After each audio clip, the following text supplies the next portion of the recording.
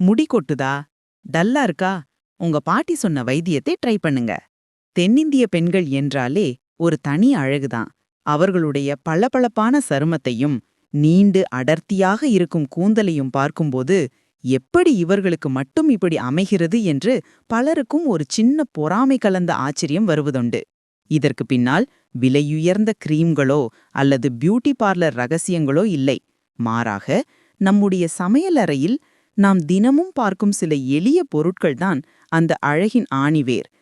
தலைமுறை தலைமுறையாக நம் பாட்டிகளும் அம்மாக்களும் பின்பற்றி வந்த அந்த சிம்பிளான ஆனால் பவர்ஃபுல்லான அழகு ரகசியங்கள் என்னவென்று இந்த பதிவில் பார்க்கலாம். தேங்காய் எண்ணெய். கேரளாவில் சமையலில் ஆரம்பித்து அத்தனை விஷயங்களிலும் தேங்காய் எண்ணெய் தான் ராஜா.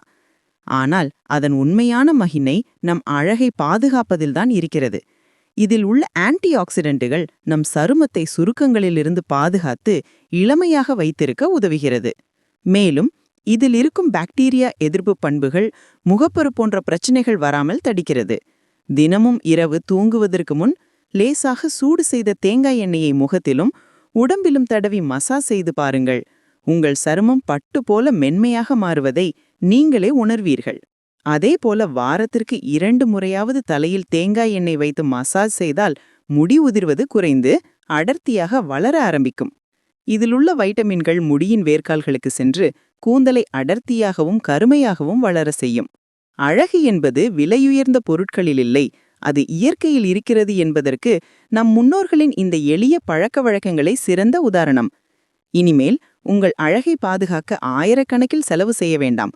உங்கள் அஞ்சறை பெட்டியை திறந்தாலே போதும்.